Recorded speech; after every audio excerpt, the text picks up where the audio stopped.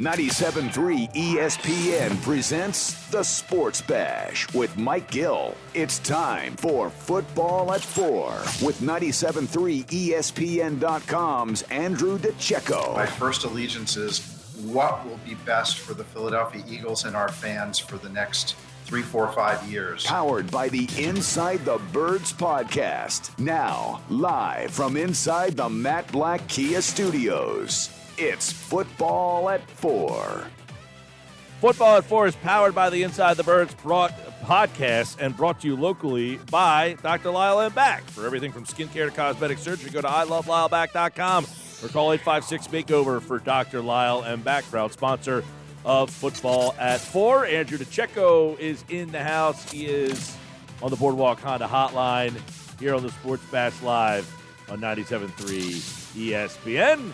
And he, like all guests, appears to be the Boardwalk Honda Hotline as we look ahead to the latest on this Carson Wentz situation and some other NFL news as well. Yes, there are other things going on out there. Andrew DiCecco joins us now here on Football at 4. What's going on, Andrew?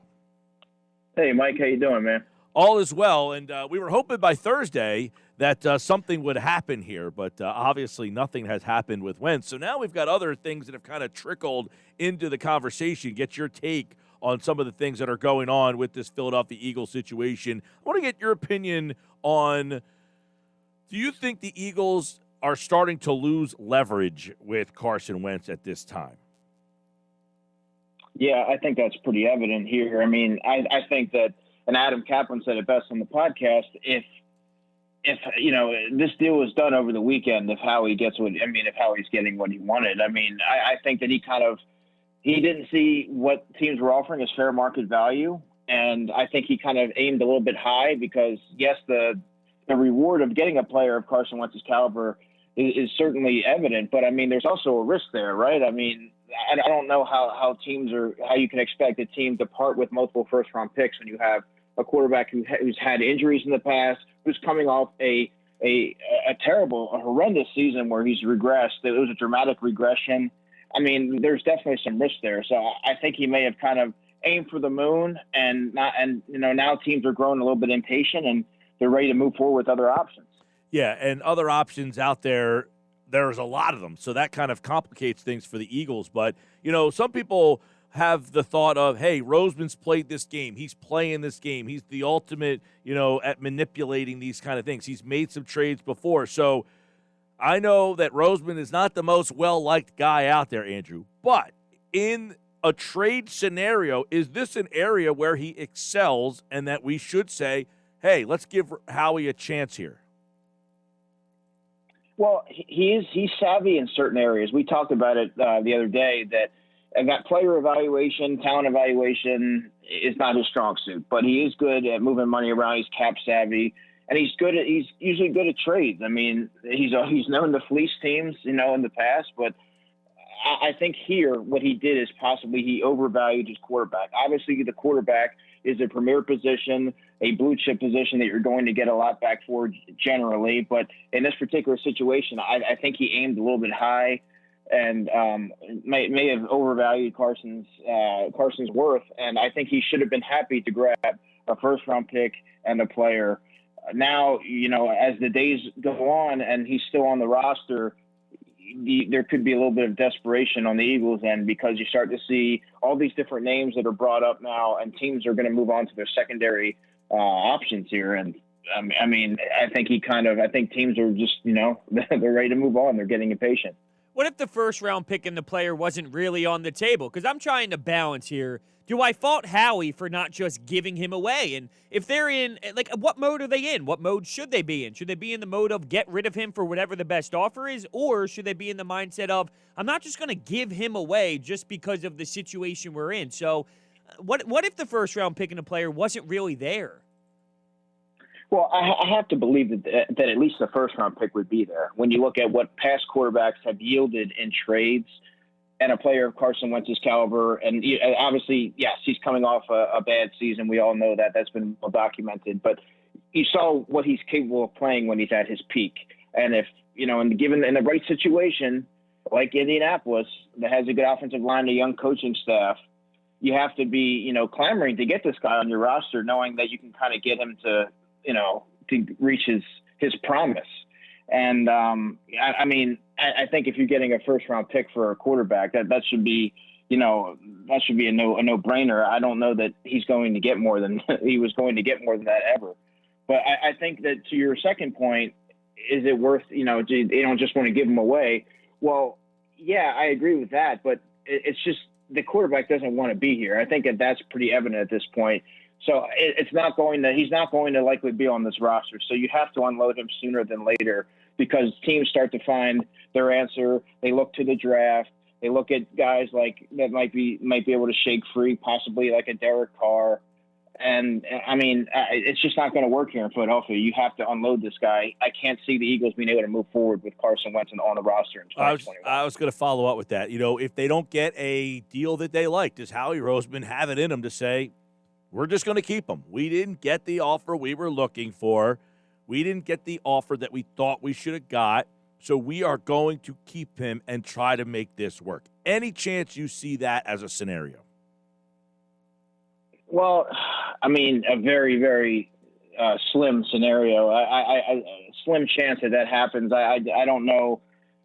It's very clear that Carson doesn't want to be here. And how do you get – and that he's checked out of the city, as I saw yesterday, that was reported. I think Tim McManus said that. But I don't know how you can bring him back into that locker room, into that situation. You have to wonder the perception – that the locker room is going to be very split and divided. You're going to have some of the younger players that might think, hey, man, this guy, Jalen Hurts, we're going to rally behind him. This guy, the other guy, Carson Wentz, was ready to quit on us because, it got tough and he didn't want to fight for his job. It's going to be perceived differently by every player on the roster, but I don't know how he can walk into that, like with everything that's kind of transpired, all the things that have been piling on, all these anonymous reports, this, that, and the other thing. I just think that the damage it just can't be, you can't put the toothpaste back in. It just can't happen. I'm just looking at all the options here. What about holding on to him? Not even trying to fix him, but waiting for a team to get desperate if maybe a quarterback gets injured and they think that they could still make a significant push. Well, how long are you willing to? I don't know that he would even report to. It's not a guarantee that he would report to training camp, Carson Wentz. If you keep him on the roster, he could very easily say, and I'm not saying he would, but he could very easily say, I'm not playing this year. That wouldn't help his stock, obviously, coming off a bad season. But I don't know that holding on to him longer than you really need to is going to benefit either party. And I think that it would really benefit the Eagles and Carson to get the value that you can right now and move on. Just cut ties. Then you can kind of reevaluate. Do I want to move forward with Jalen Hurts? Do I want to start doing my due diligence on some of these quarterbacks in the draft? We're sitting at the 6th overall pick. We're going to have there's going to be a decent prospect available to us. So, there's going to be a lot of options, and I think that you need to get him off the roster now and then reassess and reevaluate where you're at. That's an interesting scenario because some people brought this up earlier in the comments section that are watching the show at 97.3ESPN.com is there have been other quarterbacks who have, quote-unquote, retired to get out of situations they don't like. Carson Palmer retired from the Bengals so that they could trade him to the Raiders. There's been guys who have just said, I'm not playing here. I wonder if the Eagles would let it get to that point where, hey, look, we're not just going to give you away. You're going to have to make this decision yourself. If you want to retire, walk away from some of this money, that's on you. Yeah, and if that happens, Mike, it's going to get really ugly because I don't – it's just not – that dynamic right now, it's broken. It's fractured. It's not going to work. When your franchise quarterback isn't on speaking terms with your general manager, that's a problem. That isn't going to – it's not going to be resolved on either end. It doesn't seem like he's not answering Howie's calls. That's been reported. That's well known. That can't. That's not a healthy environment. That's just he can't. I don't foresee him taking another snap for the Eagles. I can't say that any simpler. Yeah. All right. So, couple things then. What is the message that the Eagles' young receivers, according to John Clark of NBC Philadelphia, are going to go work out with Jalen Hurts? That message seems pretty obvious that they have moved on from Carson Wentz, that the team itself, the offensive skill players have moved on. Yeah, well, that's very telling. And they also know that Jalen Hurts is going to be on the roster in 2021 in all likelihood. So you have a guy on your team right now that you know is going to be there through training camp. Let's go get the work in with him. We'll let Carson deal with whatever he's dealing with. It doesn't sound like he's going to be a part of the Eagles franchise moving forward. We're going to go forward with this guy. And, I mean, right now that's their best option. I mean, at pick number 6, I don't know that taking a quarterback there is the best use of their asset. I think that they should kind of build the team the right way around Jalen Hurts and not make the same mistake that they did surrounding Carson Wentz with lackluster skill players. Right. So, I mean, look, the leverage situation here, that's hard to kind of read, but it feels that there's so many quarterbacks available this offseason that Wentz coming off the year he had doesn't make him stand out in the crowd. And I would imagine that the Eagles, if they're asking for too much, teams are just going to say, all right, we'll call the next guy. You want us to give you 2 first-round picks. The question that I have then becomes, are they better equipped to trade him, say, draft day?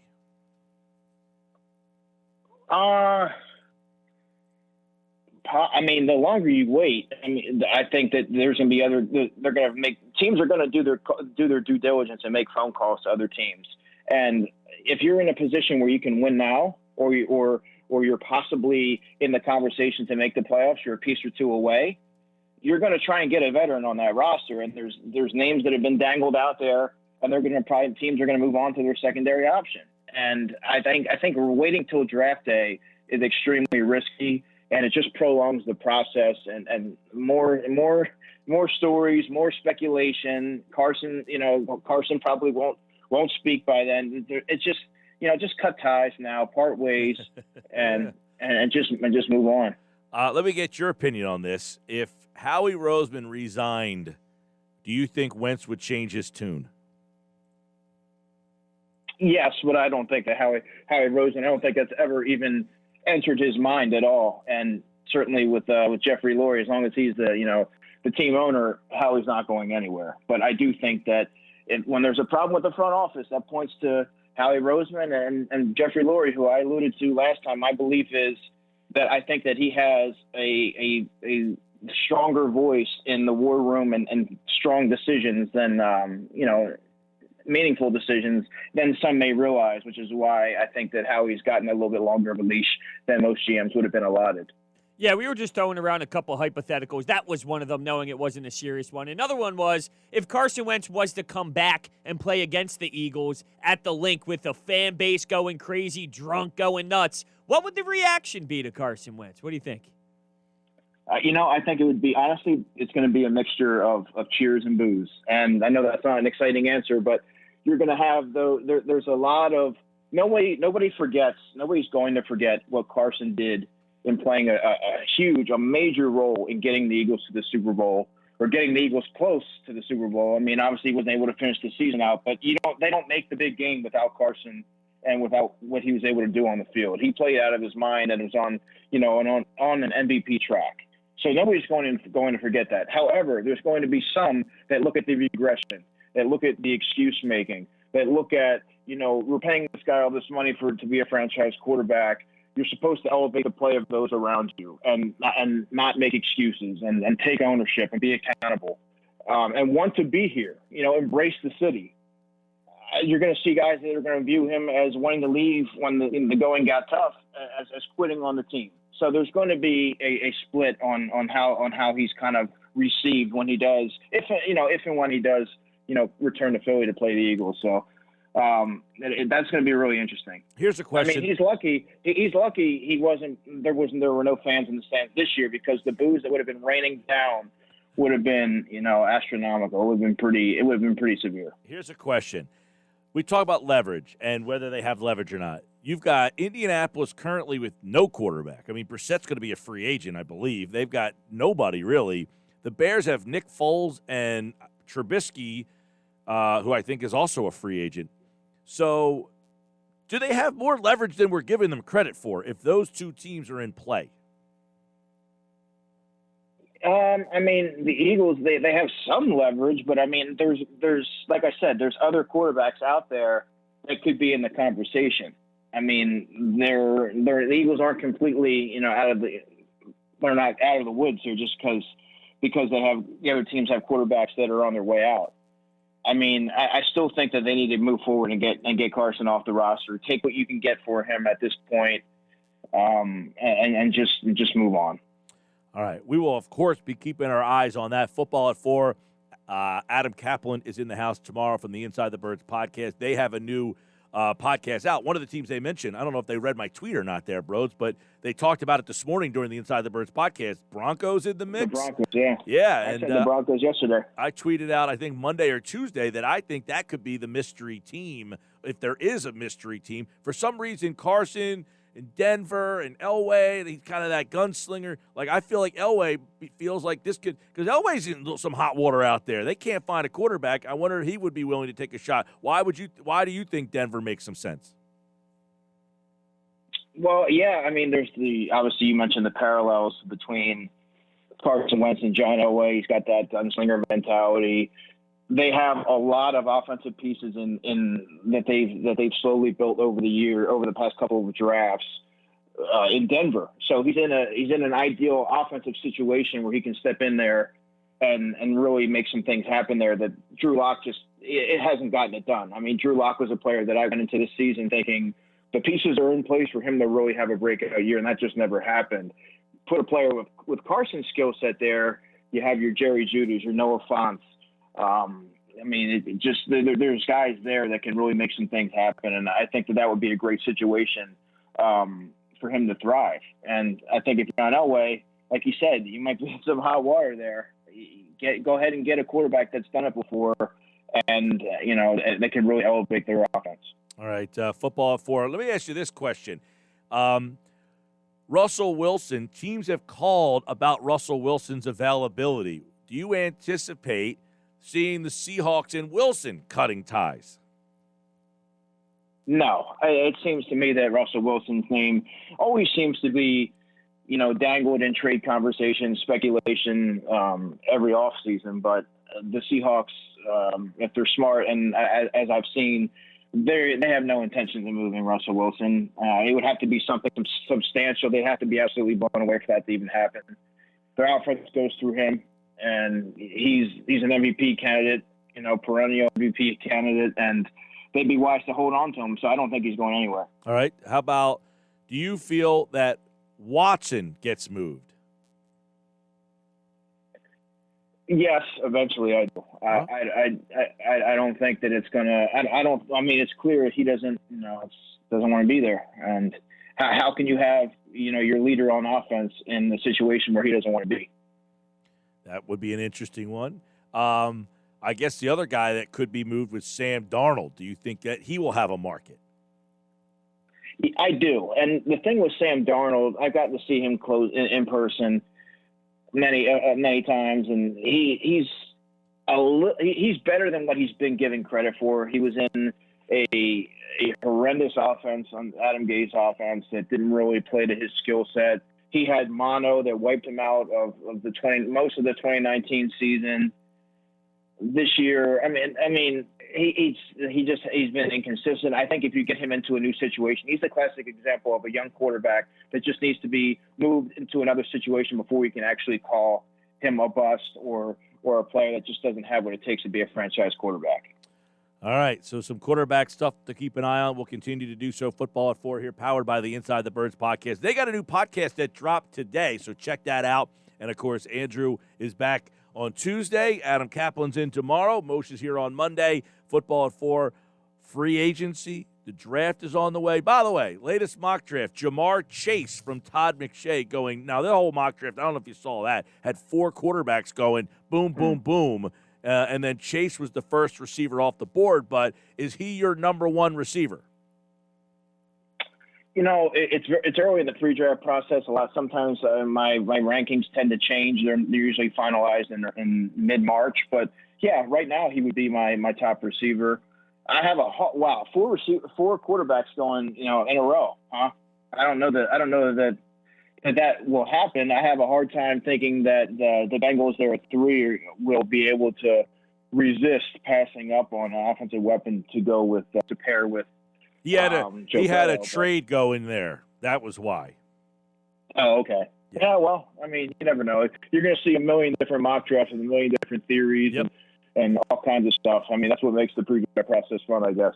All right, Andrew DiCecco at DiCecco NFL. Make sure you follow him for the draft and all the offseason stuff as the Eagles and this offseason. It is a one filled with drama so far. We'll keep our eyes on it here on Football at 4. Thanks, man. All right, guys, take care. And he, like August, appeared via the Boardwalk Honda hotline. Andrew DiCecco, going to be great draft conversation when we get closer to that draft process. And as he said, Jamar Chase's favorite wide receiver right now. That could change. Now, the process is a little different. He's used to going to Shrine Bowl and all the different workouts and the combine. They're not going to have that stuff this year. Yeah, a lot more tape diving, right? I mean, look, they obviously watch a lot of tape anyway, but I would imagine that's where they're really going to have to do some more searching because, like you said, you don't have those opportunities to go out there and see what these guys are all about. Football Forward brought to you by Dr. Lyle and Back. Everything from skincare to cosmetic surgery. Go to iloveLyleBack.com. Call 856-MAKEOVER. Dr. Lyle and Back, proud sponsor of Football at 4.